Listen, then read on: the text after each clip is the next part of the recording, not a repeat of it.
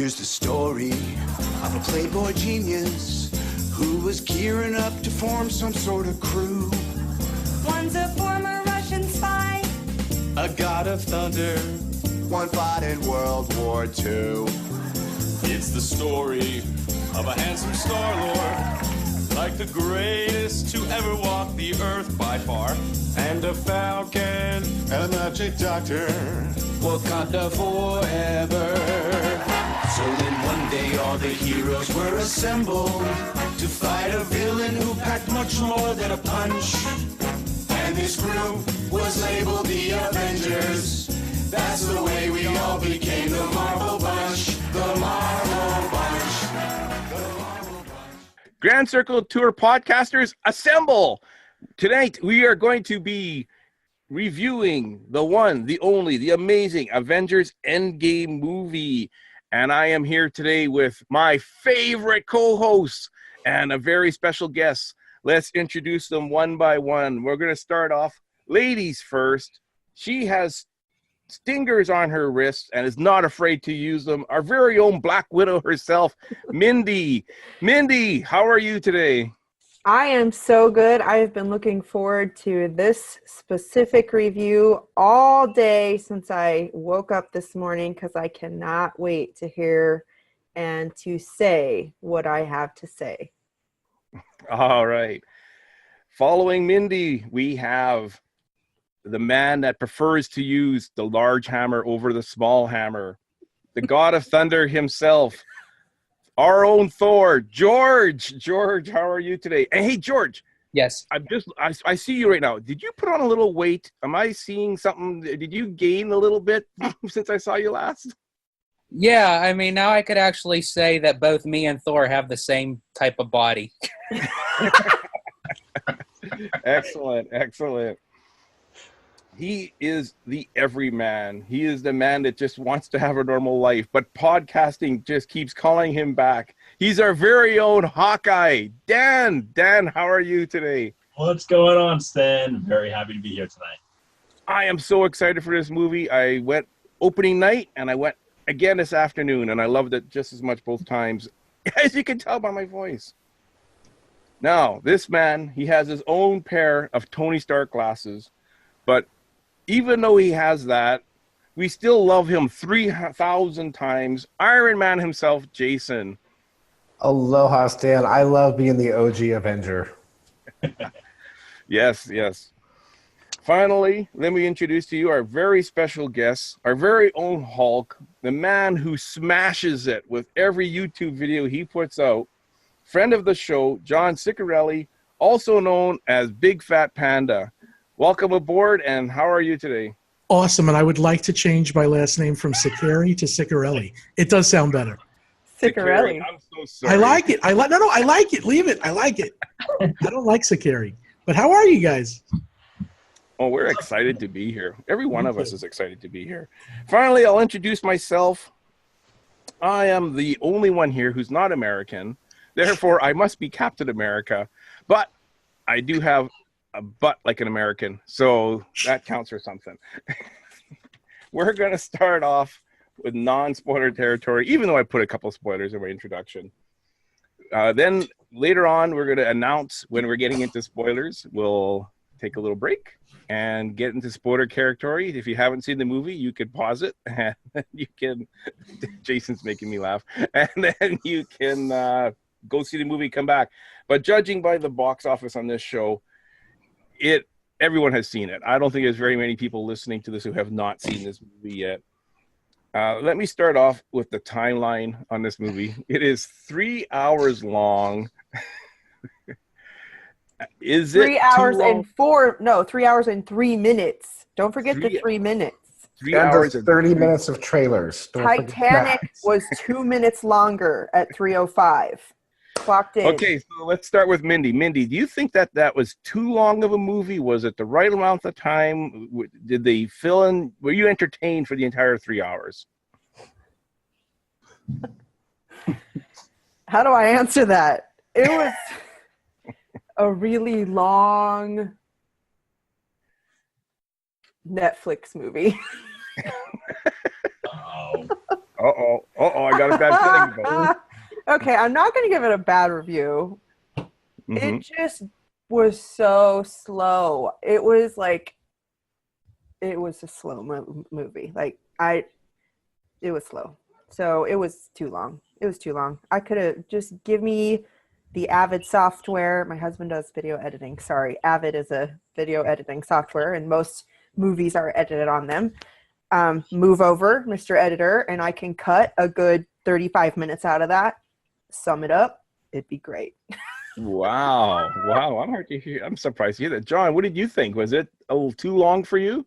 You know what? I'm not a huge Marvel fan. I think I actually missed one of the Captain Americas. So I liked Infinity War. I wasn't running to see this, just so you know where I'm coming from. And I was entertained, I thought, for all 3 hours.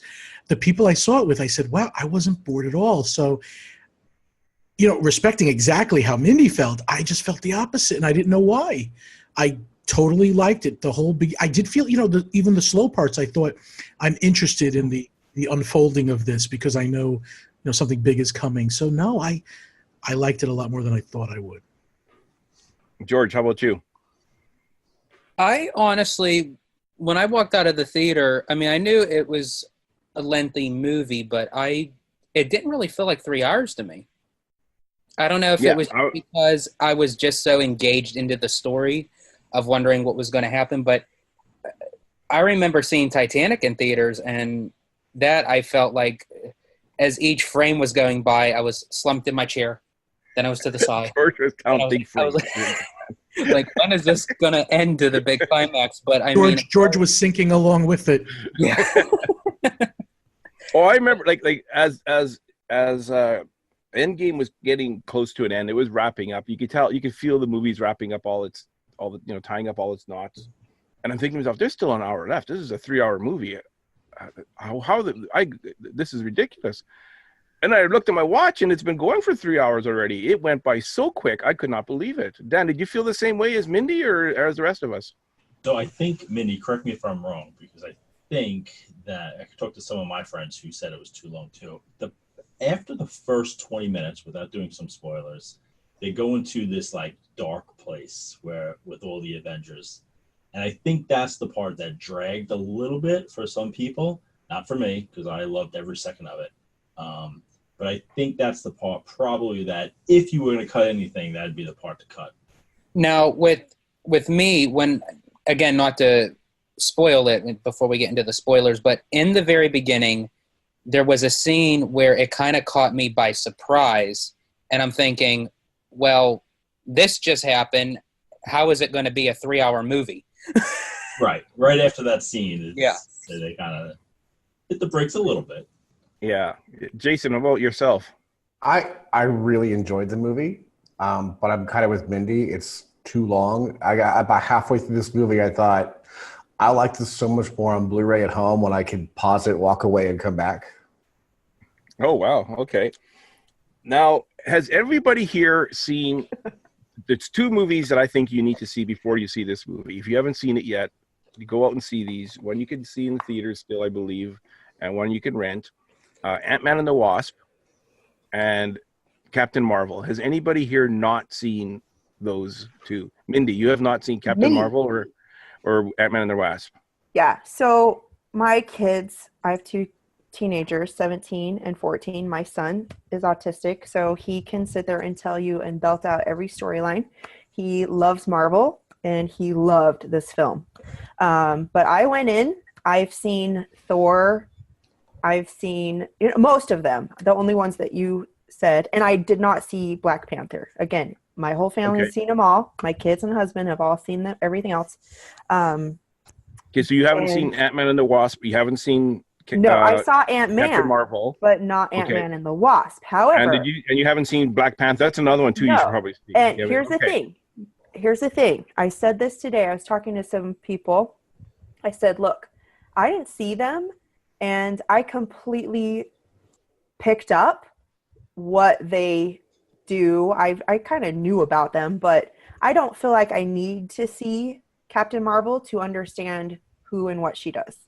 It's not something that left a hole going, oh my gosh, I have no idea what's going on, truly. And that's coming from a perspective of somebody who did not go see all the films. I saw one. Is there more than one Hulk? See, I don't know. I Yeah. only saw, okay, so I saw the first one, and that it was enough. Like, I understand that there's enough to understand the concept of all the characters, but I don't feel like I needed to see Black Panther. That I don't feel like I'm missing something. Yeah, that's my question. Yeah, they did a great job of filling in for you, because they did do those past things and take you to each, and I'm not going to give a spoiler, but they did take you to kind of each realm and talk about, so to speak, each Marvel character. But I didn't miss anything. I'll put it that way. I can go back and watch them, and sure, I'll be like, oh, that makes a little more sense. I don't know. But to me, it was flawless. It was just a seemingly flowing movie, and I didn't need to see those. Okay, yeah, that's what my question was going to be. And John, you put up your hand. Did you miss Captain Marvel? I missed Captain Marvel, yeah. And I don't think, like Mindy said, you needed that, because I immediately knew who she was. Mindy, you did see Infinity War, though, right? Oh, yeah. And I loved it. Good. Good, yeah. I liked this movie. Don't get me wrong. I really did. And we'll talk about it. I just feel like I didn't need to see all these films and watch all, I don't even know how many there are. There's like something floating around on social media. Go watch 22. Yeah. People told me I needed to see Captain Marvel, and I still don't know what. Oh, so here's the thing. I will see it, but I didn't. Yeah, and I started to, because we have like a plug-in here. Yeah, okay. Nobody hunt me down. Don't find my address. But we started watching it here at home a couple days ago, which is Captain Marvel. And put it on the TV, hooked it up to the smart TV, and watched it. And 15 minutes in, if a movie doesn't grab me in the 15 minutes, I'm like, bleh. And I started it, and I was like, okay, I'll watch this later. I don't have time. Like, I could not get into it. So I just moved on, turned it off, went my ways, and I'm with John. You don't need it. So there you go. Dan, you had it? Yeah, here's a question I have. So the post-credit scene for Captain Marvel is not in Avengers and in Endgame, and I think that we all thought that was just a scene from Endgame. And I don't think I'm spoiling anything here when I say that it's basically the scene when Captain Marvel meets the Avengers, and then they don't put that movie in Endgame. So I'm curious to see your feelings of where did this person come from? Did you have any of those feelings, or did you just expect her to be there anyway? No, I knew. Yeah, I felt like I knew who she was, like, but even if they brought in another character, I wouldn't be like sideswiped going, oh my gosh, this blew up the whole story. It was so flawless. It's kind of like when you go to a movie, and I mean, that's what we did. We went to a movie and I didn't see something, so I can't say that, but it didn't affect it. Like John, how did you feel about that? No, I feel like the trailer told me who she was, and when she arrived, I was like, yeah, I expected her to be here. Yeah. If P.T. Barnum would have showed up at the end, I would have expected it. That's what I'm saying. Right there, you just nailed it. It could have been goofy and be like, okay, it works. Absolutely. Roger Rabbit. Yeah, they're going to work it in to where you don't need to know the backstory, and it works. Jason. Mindy, have you seen more than, how many Marvel movies have you seen? She probably can't remember. Have you seen more than half? No. And and that doesn't affect your enjoyment for these movies? Not at all. You don't feel like you're missing out by not seeing it? Not one bit. And I have Doctor Strange, Mindy? So I've never sat down and seen the entire film, but again, my son will watch it all day long every day. So yes, I've seen it. I know about his hand. I know about him. See, that might be one that maybe you need to know. Yeah. That might be because of the circle thingy. Here's the thing. You're right, because I saw Infinity War and we hadn't seen Doctor Strange, and my husband and I hadn't seen it, and Kaden was like, no, you have to see it. You have to see it. So that we were kind of looking at each other like, who is this guy? And that made a hole in the story. But as far as literally made a hole in the literally made a hole. But I think you'd have to see Doctor Strange to understand this film. You wouldn't understand a lot, but Captain Marvel, I agree. So Doctor Strange and probably Infinity War would be the two you should probably see for sure. I love Iron Man. He's my favorite. He's by far my favorite Marvel That's because character. you like Jason 3,000 times. No. I love Jason, but I love Iron Man. But here's the thing. I do know some people that have seen only the Avenger movies, like Avengers, Age of Ultron, Infinity War, Endgame, and that was enough for them. I've never even seen a Guardians of the Galaxy film. I can't sit through it. It drives me crazy. My husband loves it. I know. You have to at least see the first one. I can't. I watched an hour of it, and I'm like, okay, I'm going to bed. Like, I can't stay awake through it. What, do you hate Star Wars too? I kind of do. Hey, we'll quickly go around because everybody's chomping at the bit to get into the spoiler section, and I'm sure our listeners are as well. Let's do our how many Infinity Stones out of 10. Yes, I know there aren't 10 Infinity Stones, but how many Infinity Stones out of 10 would you rate the Endgame movie? Mindy? 6.75. 6.75. Wow. Not quite Dan. a 7.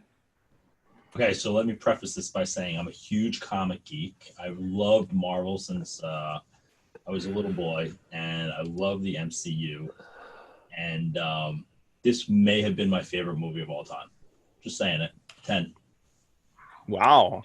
Yep. Awesome. Jason? I would give it a solid 8. 8 only? Okay, I'm shocked. George? I enjoyed it. It's too long. But you did say it was a bit long. Yeah, you did say it was a bit long. George? Me, I have used this several times on my media platforms, and I usually don't use this term very often, especially for the end without actually saying any spoilers, that I consider this as a cinematic masterpiece for me. Because from watching the films all the way back from 2008 to this very point, that I feel that this film had done it justice. However, there are a few things that just nitpicking that I could say I wish was a little bit different or to change a little bit. So I would have to say a 9.5. Okay, and John? I also, again, as a not, the huge Marvel fan, I'm going to give it a 9.5 because when I walked out, I thought the work that went into this film, and I thought of it like the Godfather of Marvel movies. Again, slow, methodical, but just a masterpiece. I really did believe they did as good as they could do with these characters. So 9.5. Although I have questions about plot holes. Mindy? Can I retract mine just so I don't get eaten alive by wolves? No, you're maybe say 7.5. So okay. It's your opinion. It's your opinion only. You should stand by it's a valid opinion. Yeah. Iron Man will keep you safe. And I compare everything to Empire Strikes Back. Empire Strikes Back is a 10 in my book, and I'm giving this one a 9.5 as well. It ranked up there. It is easily my favorite Marvel movie, hands down, without a doubt. I left there just giddy. And like I said, it was a 3-hour movie, and I honestly felt it was a 2-hour movie. It went by so quick for me. I was wanting another hour from this movie after it was over. This movie was a love letter to the comic geeks. I'm telling you that right now. There are so many Easter eggs. One of my favorite parts about the movie, to be honest with you guys, I saw the movie Friday night. We're recording this on, it's Thursday. Can't keep track of my days. Every night this week, I've been watching YouTube videos and finding more and more about this movie that I did not see the first go around. And to me, that makes an awesome movie. Something that it's now almost a full week later, and I'm still so into it in the minute that I saw it. Dan, there was a lot into it. Like, yeah, we'll get to past the spoilers and I'll give my thoughts, but you're right. There's a lot to it. And even me, for somebody who doesn't, run to every Marvel's film, and I was able to keep up, I completely understood the storyline and I liked it. And it's probably because I'm not a huge Marvel fan that I'm like, oh my gosh, best movie I've ever seen. but it's okay. I enjoyed it. Don't get me wrong. I really, really enjoyed it. But there was a lot of little hidden things that I did pick up on even. Yeah. So the box office is at 1.7 billion globally this morning as we're recording this. Yep. So there probably isn't too many people that are listening to this that haven't seen it yet. But if you haven't, and you're like Mindy and you're on the fence because you haven't seen all of the movies yet and you're afraid you won't understand, you'll get lost, by all means, put down your $10 and go see this movie. I think generally speaking, most people I've talked to have really enjoyed it. And Dan, I'm quite a bit different than you are because I knew we were recording this episode. I tried not to watch any YouTube videos and I tried not to listen to any podcasts that may sway me one way or the other. But that's, everyone each to their own. So we're going to take a quick pause and we're going to come back and we're going to be in spoiler territory. And if you have not seen this movie yet, you may want to hit pause, run out, see it, come back, click play, and finish listening. But I'm guessing you've already seen it. Otherwise, you probably wouldn't even be listening to this right now. Anyways, we'll be back in a sec. My favorite moments are oftentimes at the premiere because I get to see everybody all in one place. Those times we get to be with each other and really understand the work that you've been doing. It's emotional personally for all of us and also for the movie. It's very personal. I just love playing my character so much, and I think that she's so misunderstood, but people are starting to understand her a little bit more. I've had a few quiet moments with Downey. He's always just really been such a wonderful mentor in a lot of ways, and I've really kind of said to myself, don't forget this. The whole process has been really celebratory. It's one that I just kind of still can't believe that it's happened. There's a lot of pathos in these last two that I just don't think you see in superhero movies. This is the one I'm most excited to see, this last one. I haven't had a bad trip yet. I'm super grateful.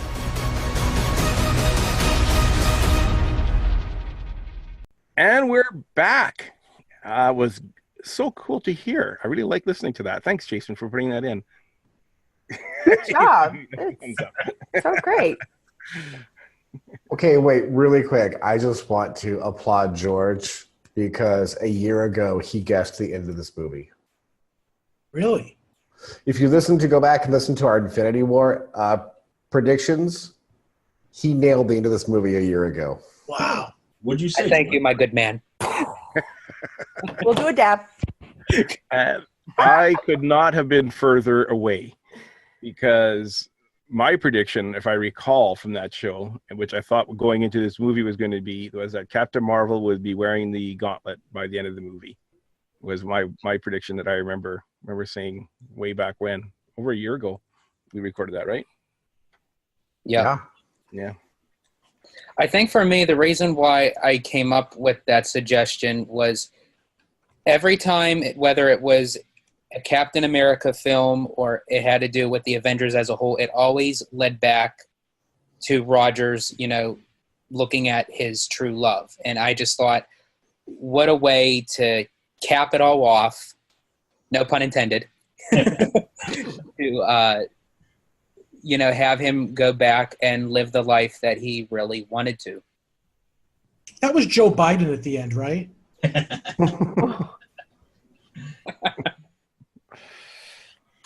Let's start off quickly at the beginning. This movie started off a little bit differently than the other Marvel movies. We started off without the Marvel flip book type logo at the beginning, and we started straight into the story. And we kind of left off where Infinity War ended, this time with Hawkeye's point of view, what happened with his family. And to see that scene really breaks my heart because he didn't see them disappear when they disappeared. He had his back turned, and he turned around and they were gone. And when you think about it in that sense, it's a very heartbreaking way to lose your family because he had no clue what happened to him. They just completely disappeared. Now, he does live in the Marvel Universe, so he could probably speculate as to what happened because things like this happened all the time in the Marvel Universe. So it's not quite out of the norm as it would be for one of us, say. But what are your thoughts on that? What did you think? Did you read into that way? Or The opening was it brought chills to me. It was very spine tingling, if you will, because it was just, I don't know if it was the way it hit me because he didn't see them, but it was what a way just to open up the film. Like, this is how Infinity War ended, and then this is how it started. And I think maybe that's where a lot of fans were kind of having mixed feelings towards it, because I think a lot of people were expecting of how Infinity War ended, it was going to be a big kablam in the beginning, and they had more of a softer, kind of like a sardonic tone to it. Yeah, like, and actually it started off with them showing, well, I'm not sure if it was the arrow tip or if it was his daughter's fingers on the bow was the opening scene, and I honestly thought it was another trailer starting. I didn't even think the movie was starting yet when it. Yeah, I actually agree with that too. Yeah, because they usually show like the logo and everything first, and then that. Now that you mentioned it, I do remember that. So yeah, I'm gonna interject with some comic geekdom Easter eggs. He calls her Hawkeye in the first scene. He goes, "Way to go, Hawkeye." Well, later on, she does become the next Hawkeye, which I thought was a nice. Spoiler alert! No, not later on in the movie. I'm saying later on. No, I know. Yeah. Oh, that's pretty cool. I didn't know that. No.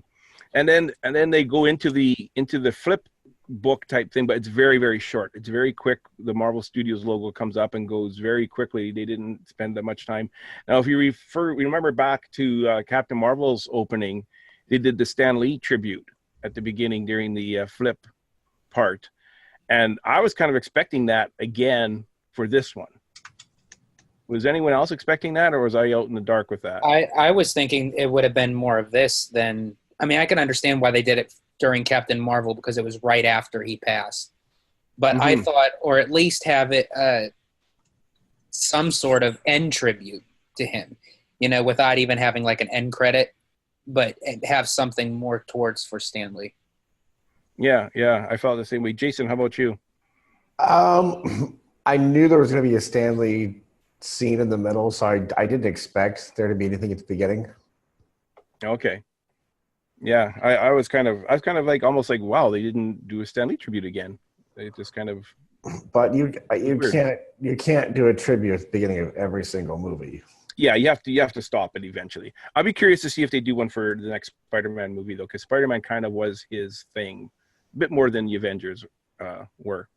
Thought they said this was his final cameo.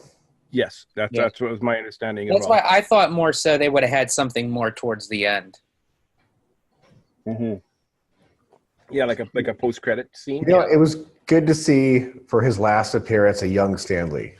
Mm-hmm. Because it's actually how he really looked. Yeah. So then after we do that, where does a movie take us next?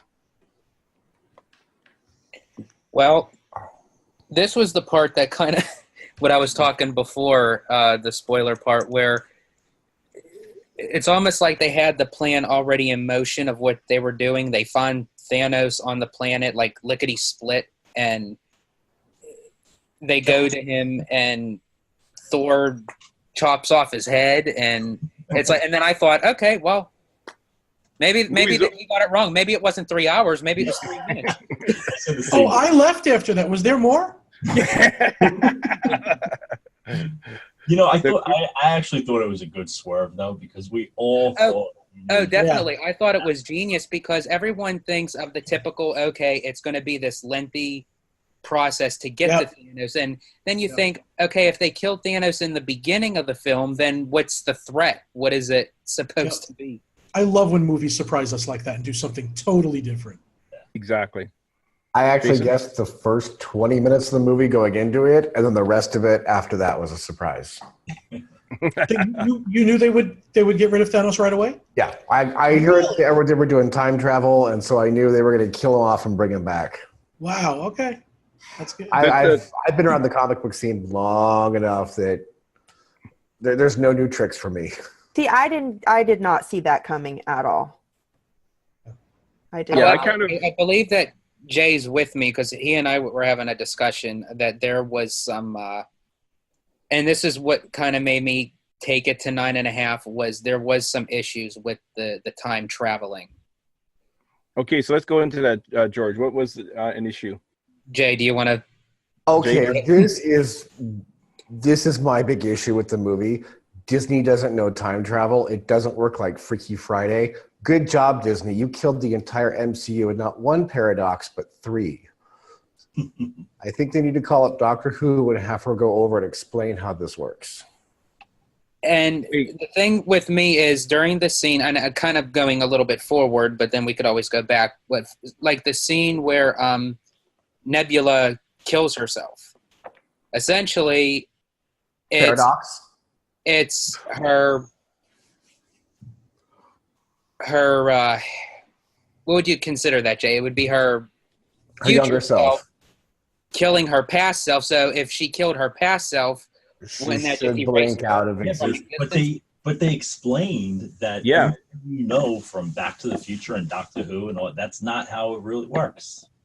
No, you kill your past self, you die now. Yeah, in all the movies that we've seen. But yet at the same time, at the very end, when Rogers goes back into the past, what happens, it alters him to come back as an older man. So that's because he never came back through time. He came back in time. He came back living time. So he's gone back and changed the past, and so the entire MCU we're now watching is an alternate MCU. Well, no, I think this is the alternative universe, like the Spider. You want to see the Spider-Verse movie? Yeah. Right. So like, there's different universes out there. The universe that we're watching was not changed. You can't change going forward or backwards. Whatever happens in that universe happens. Now, I'm gonna send you some Doctor Who's to watch. Yeah, but this is so like Dan's saying you split off into a different timeline then. Different timeline. And in those timelines, yes, there's no, Thor's hammer's not in one of them, and Steve Rogers isn't in one of them, and Nebula is probably not in any of them anyway. And the dog. But the dog is. The dog disagrees. The dog's giving his opinion. He didn't like it. I'm so sorry, you guys. I usually put a thing on my door that says "Do not ring doorbell. Podcast is recording," and then the one day. But I literally thought that as soon as Nebula killed herself, I was expecting that she was just going to disappear. I literally thought, and then when I thought she's still there, I'm thinking, "Whoa, okay." I mean, I'm glad she's still alive. I like Nebula. The thing is, it's not the same Nebula. It's a Nebula from a different universe. Yeah, that actually made me really sad because, okay, so I haven't seen it, but I've seen enough and I know about it. You guys, I know about Star Wars. I know about 90% of all the Marvel films. I hear about it nonstop. But I did see parts of Guardians of the Galaxy, so I know who she is. I know who they are. I know who Thanos. I know all those. But what I can say is it broke my heart that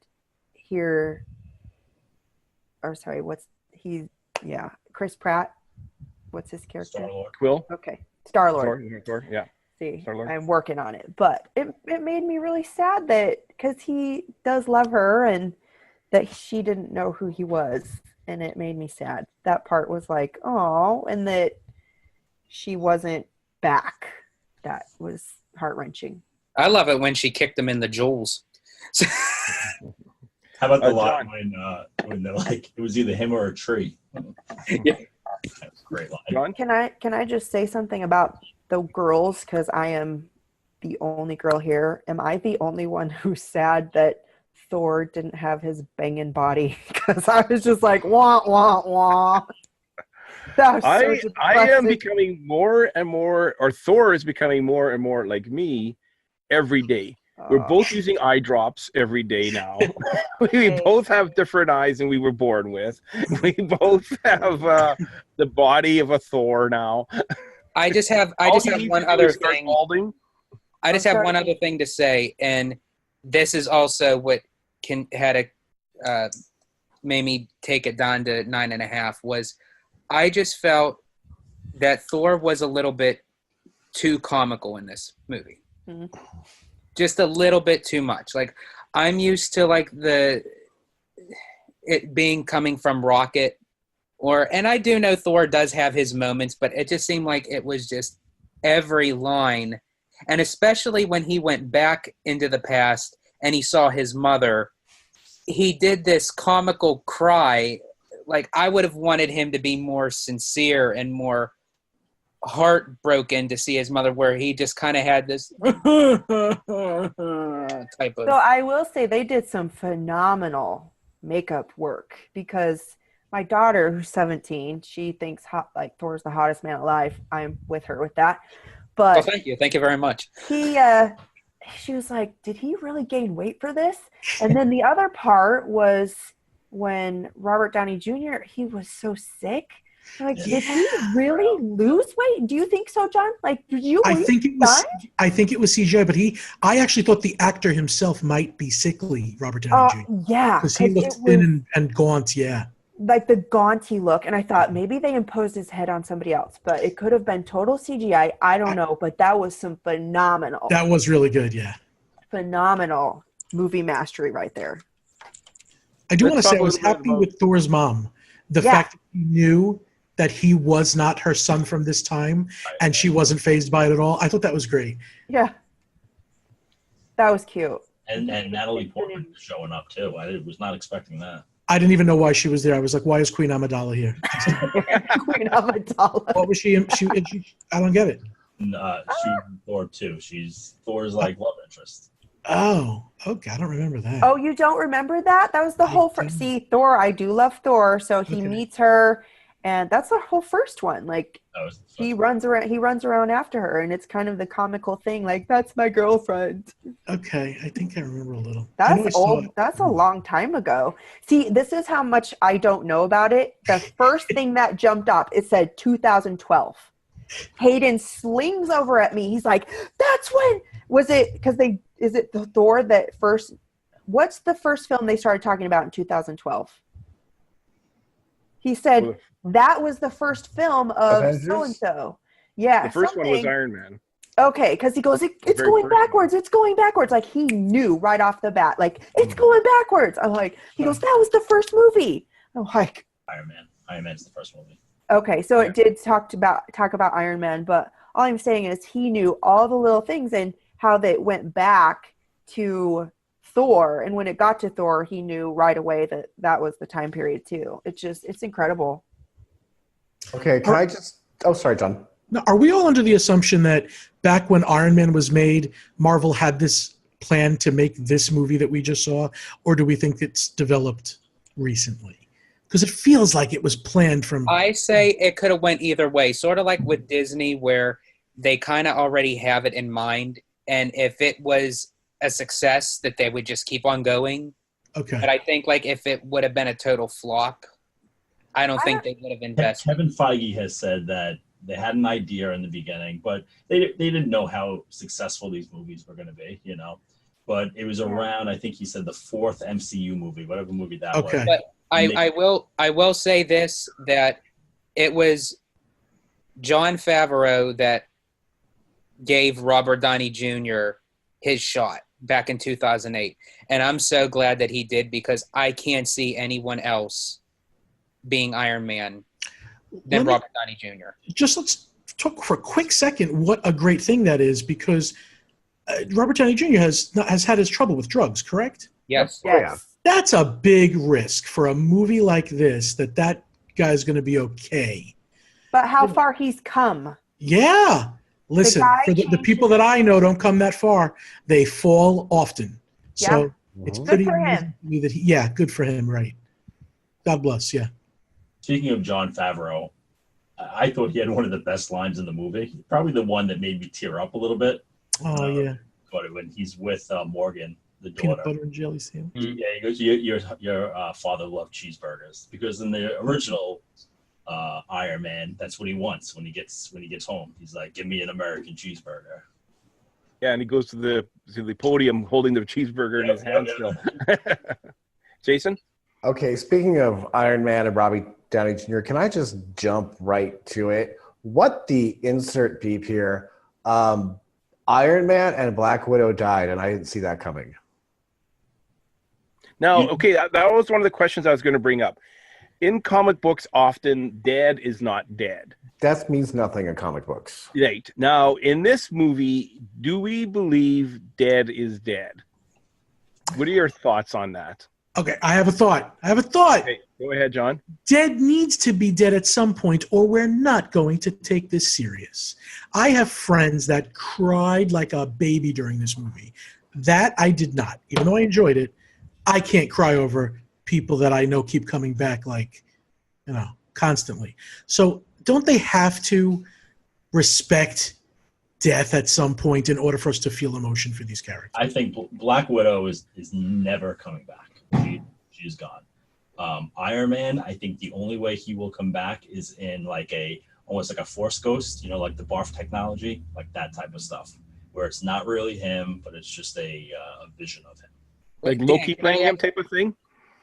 Perhaps? No, Or not is that, Loki... Wait, Dan, can I ask you something? You think that Black Widow is not coming back. Now, she is getting her own movie. Yeah, but it's going... Do you feel that's going to be more of a how she got started? Yeah, that's already been confirmed, too. Okay. Yeah. I'm going to go off John's vein there because when she died, she sacrificed herself for Hawkeye. I didn't cry one tear in this whole film, okay? Neither did I. Echo that. But I have no soul. So. But here's the thing. She fell, and I thought, they'll bring her back. Something's going to happen. They'll just wave their magic wand and reverse it, and she'll be back. I just did not, I didn't believe it because like you said, how do you respect death? In this fake world of, we'll just reverse the time. They honestly, and that's why I bring her back, right? And I'm like, why didn't they? They got these stones that supposedly can do everything. Why isn't she back? Because my husband and Brant Caden said something, and I'm like, Dan has an answer for us. Yeah, I can have an hour-long show of why, but just take my word for it. She can't come back. Okay, all right. Dan, we should do that one as a detour. By all means. I've watched Jean Grey come back from the dead too many times. Dead needs to stay dead in this universe, or Panda's right, it doesn't count. So here's what I think. Here's just a theory of mine. But so, real quick, yes or no, was there an end credit scene? No. Kind of. I caught something in the credits. I was going to bring it up. I don't know if you guys heard it. There was an end credit sound, right? Yes. Yeah. End of the sound, you hear the Iron Man suit being built, which is it's a throwback to the first movie. Did anyone catch the little boy at the funeral? Yes.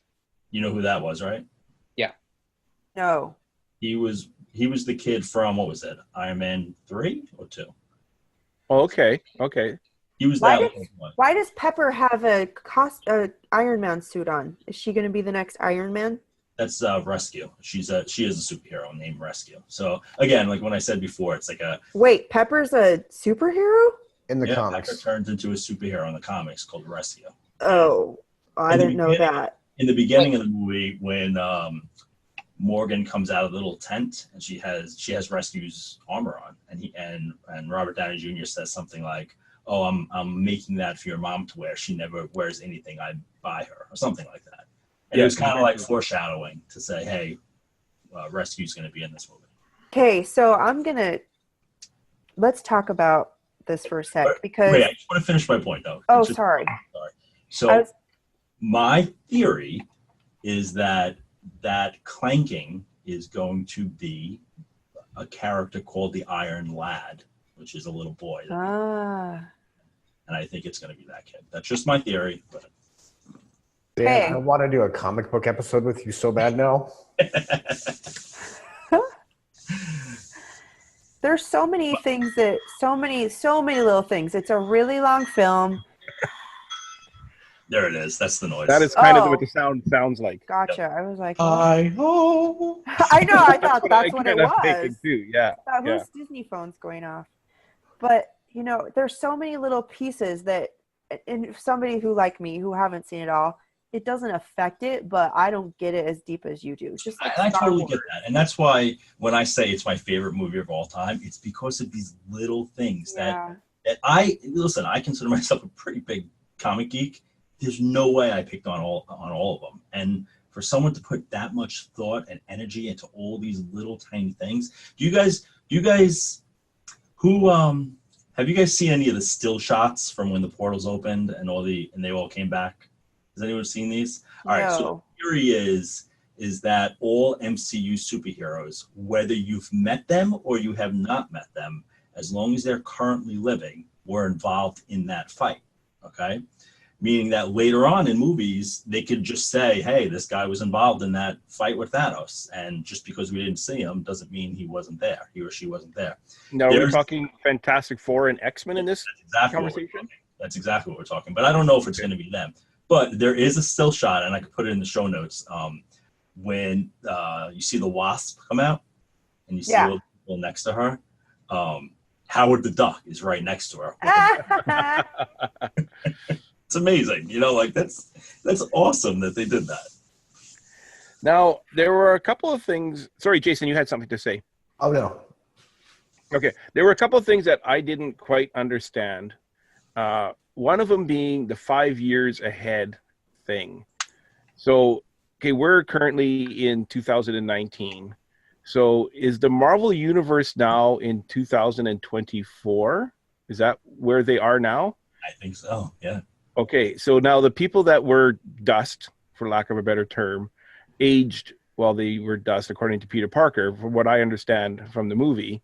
He said, I was gone for 5 years, and now I'm back, because Doctor Strange said it's time for us to come back. Well, no, they didn't age. Sorry, wait, not to interrupt. I actually think that it's in the year of 2023, like closer to the end of that year, because when you go back 9 years, because they said the Nebula and the Thanos 9 years ago, that was from the year of 2014 with the Guardian. Okay, well, 2023, 2024. Yeah. So the Marvel Universe is now in the future, is the way I'm understanding it. Okay, so Peter Parker at the end of the movie is now a high school kid again, and his friend who didn't turn to dust is still a high school friend. Do we know that? No, Well, are you talking about Ned? Yeah, the one that broke the Death Star? Ned turned to dust, yeah. Yeah. He did? Yeah. Okay. I'm pretty sure Ned does. Okay. So they're Basically, continuing. anyone coming back for the next Spider-Man was dusted. I mean, that's going to lead us to a whole another conversation of how they're going to handle Spider-Man, because I think that's going to have a big impact on how I really end up feeling about this movie. Jason?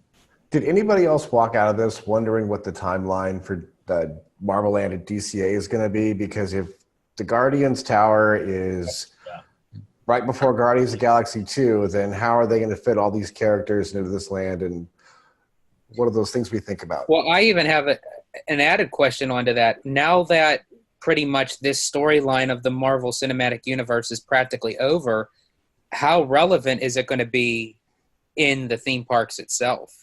Like, is it just going to, because as it's going to keep on going, is it going to stay relevant with these characters that's going to keep guests interested? Yeah, they can't build these parks fast enough, obviously. Like, Like, I really thought that if they were to do this, I thought for sure that they would have had this already built prior to Infinity War and Endgame. Yeah. The Imagineers have to come up with something and something quick.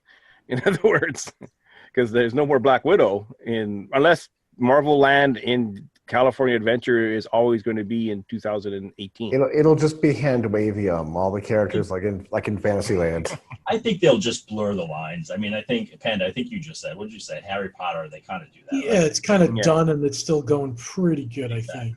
Exactly. Yeah, that could very well be. Now the other, so everyone that's in high school with Peter Parker, they're now that age, and Peter Parker didn't age. I could have sworn Peter Parker said he said we've been waiting 5 years, and then the doctor said it was time for us to go. Dr. Strange said it was time for us to go, and we just came. Kinda. I could have been mistaken, but I thought it was. I mean, he didn't age physically at all, so I'm assuming he didn't age.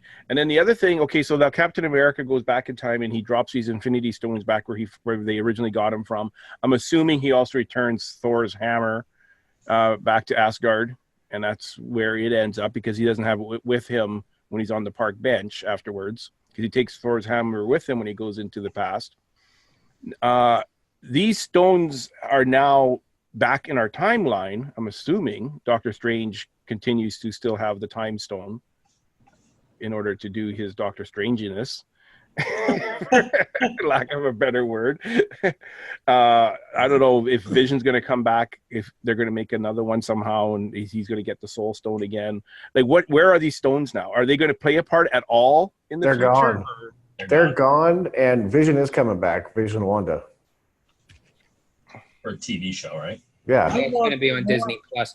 Well, that's my other question too.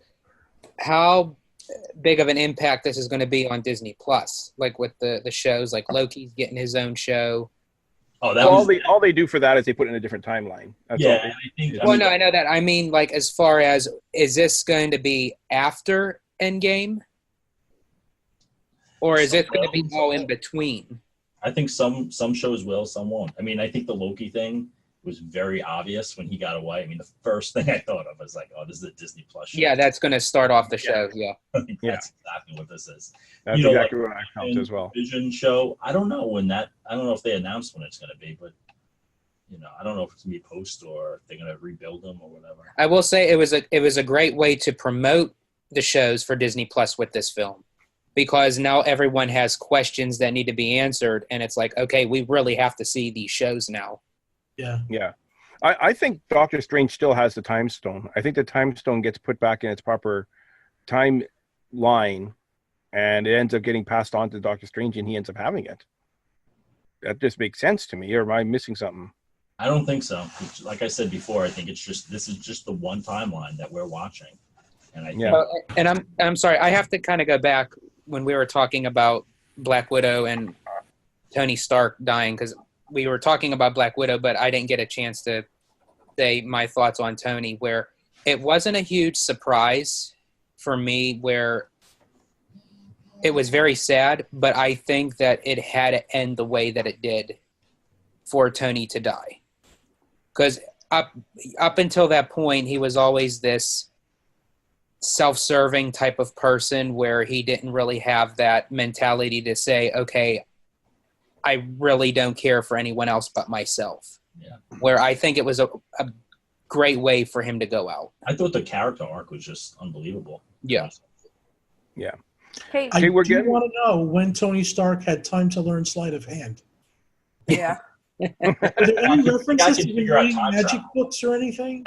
I don't know. Because he figure out got time those travel. stones out pretty quickly. Surprised me. Did anyone see that meme with the Robin Hood from the Disney cartoon Robin Hood kissing Little John's hand, who feels the stones in his mouth? And it's Robin Hood kissing Thanos' hand and taking the Infinity Stones. That's what I thought of when I saw that scene. It was the cartoon Robin Hood taking the stones. Hey, can I ask everyone a question? So we all went probably with packed theaters. What was the energy like in your theaters? Good question. Quiet throughout the nice parts, cheering, clapping, and then quiet, like the most respectable audience I've ever been with, which was strange to me. I have to agree with John on that one, where the second Black Panther walked out of the portal, it was like everyone went nuts. And then as everyone else was coming out, it got louder and louder. And I swear, this one girl, when Stark was on the verge of dying, oh my God, everyone stayed quiet for her, because she wasn't just crying, she was hysterical. It was like she was bawling. I just found the audience respectable, which I was like, they didn't try to ruin it for anyone.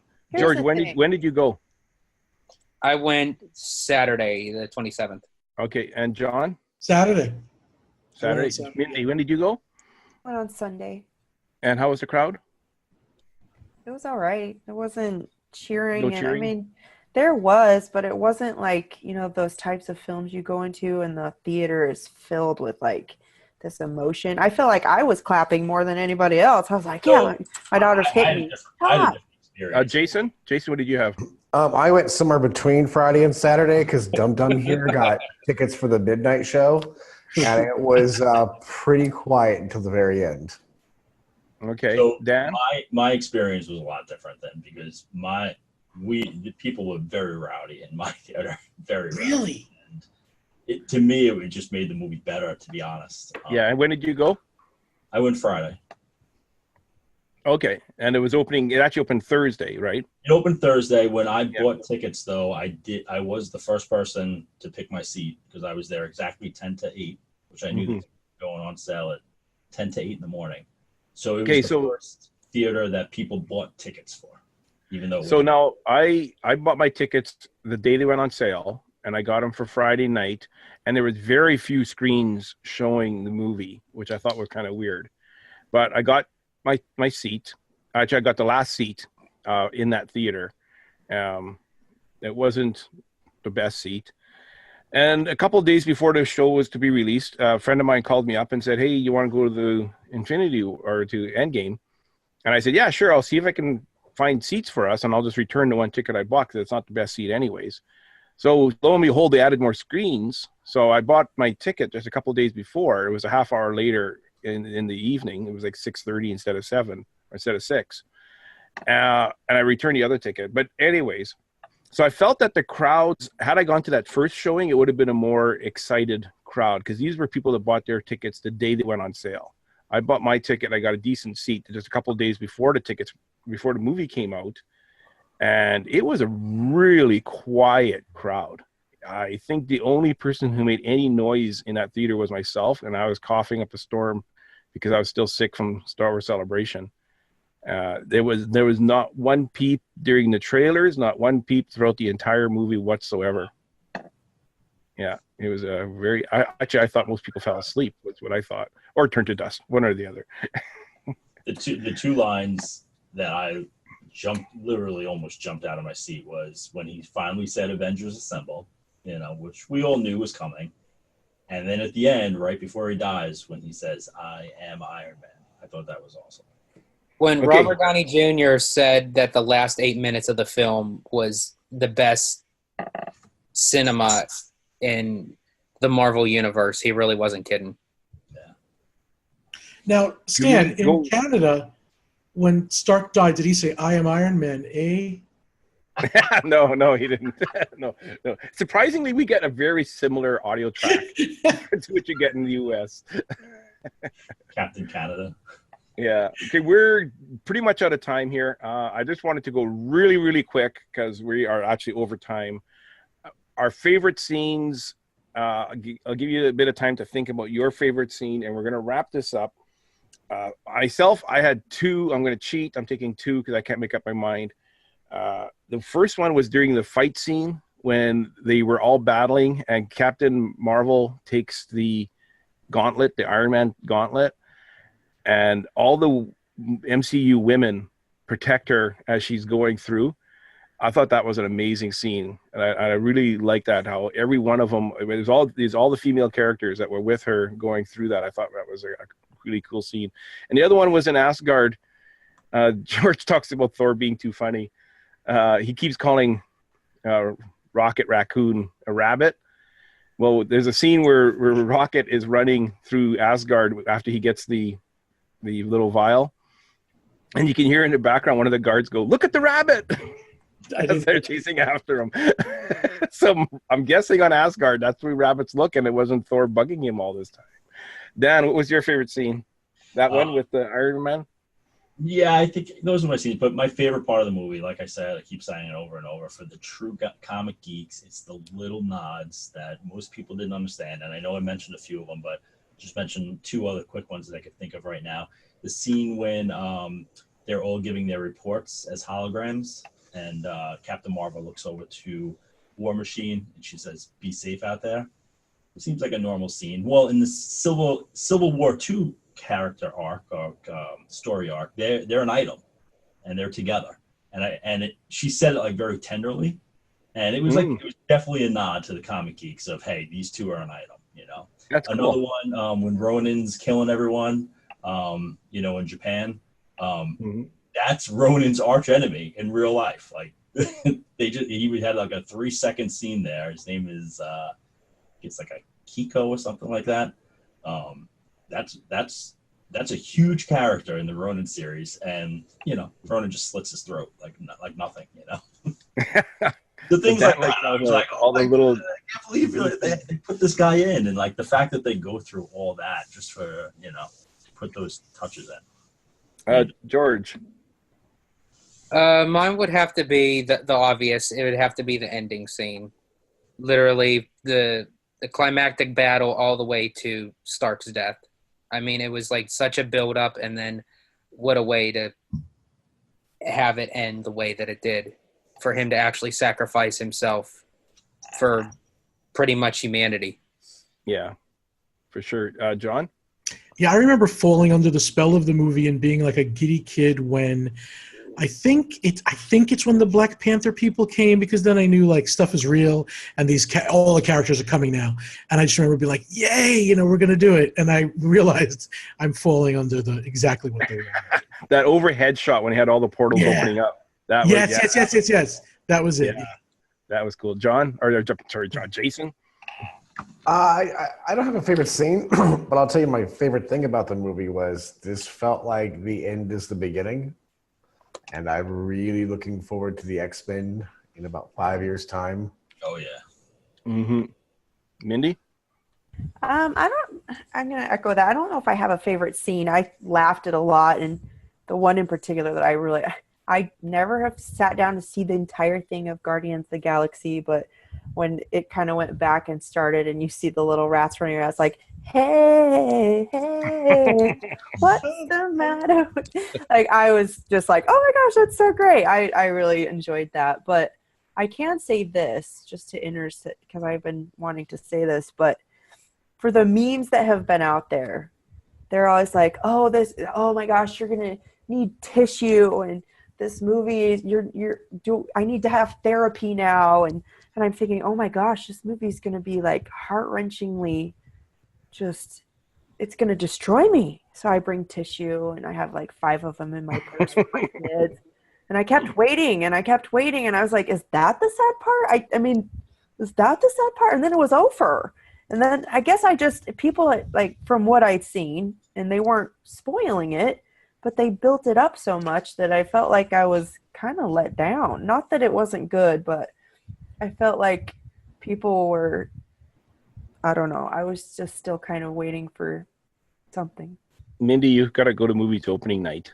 I think that won't be spoiled. I do, but it was... Yeah. She wasn't invested emotionally in the characters. Yeah. I wasn't either. Yeah. I don't understand the people crying at this either.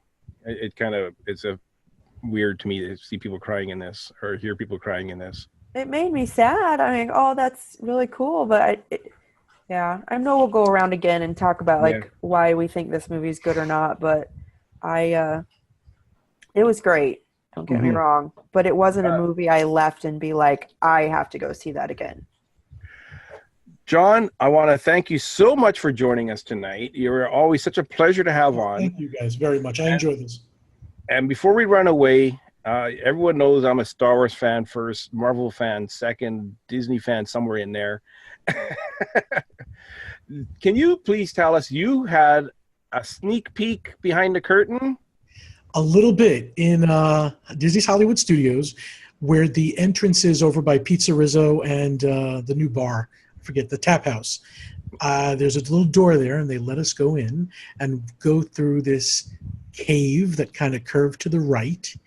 And we walked about 40 feet in, I would say, to a barrier, which just gave you this huge, expansive look from left to right of this land. And it wasn't even all of it, because there's still more on the other side. So it's not like Toy Story Land where you look down and you see everything. There's a lot more to this. So the expanse that I saw, but did not have the Millennium Falcon in it, but it had the Rise of the Resistance, either the exit or the entrance, and I felt very overwhelmed. I thought it impressed me more than Pandora, which was hard to do that. I felt this layering effect with the rock, like the rock that you saw, then the rock behind that, and then the rock behind that. And I just felt like, wow, this looks incredible and big. Like, I kept thinking, this can't ever feel claustrophobic, ever. I know that. I will eat those words when I see the crowds, but it was pretty nice. And the colors, they went from like black to red to purple on some of the spires. And I never saw the big black spire. I only saw like the medium ones, and I thought those were huge. Mm-hmm. Oh, thank you. We're not jealous at all that you got to get the sneak peek. None of us are. Ride Slinky Dog and see it, just not as close. Yeah, we're all happy. Every show that we usually do, we have a waltz up. So you got to do a waltz up today. I mean, we all probably could, but I don't think we could come near that. So, you know what, Panda? A bunch of it. We'll all be coming out this fall, so you'll have to do Star Wars with us. Yes, we will absolutely do that. Awesome. Yeah, save us a spot in line right now. Well, thank you so much, everybody, for being on. This was a great show. It was awesome to hear everybody's point of views, and I'm kind of surprised on some of the numbers, Mindy. I'm just joking. But it was great to have everybody here. Now, Ken, take us away, please. If you would like to keep the adventure going after the show, be sure to like our Facebook friends page, Grand Circle Tour Magical Ticket Holders. While on Facebook, like our group page, Grand Circle Tour. Be sure to follow us on Twitter, Grand Circle Tour Podcast, as well as Instagram, GCT Podcast, and our YouTube channel, Grand Circle Tour. If you would like to send us a message, you can email us at gctpodcast@gmail.com. T-shirts and other fun merchandise can be found at tpublic.com. Simply search Grand Circle Tour Podcast. If you enjoyed your adventure, leave us a review on Apple Podcast. Only one rule, make it good. Thank you for riding with us, and welcome home.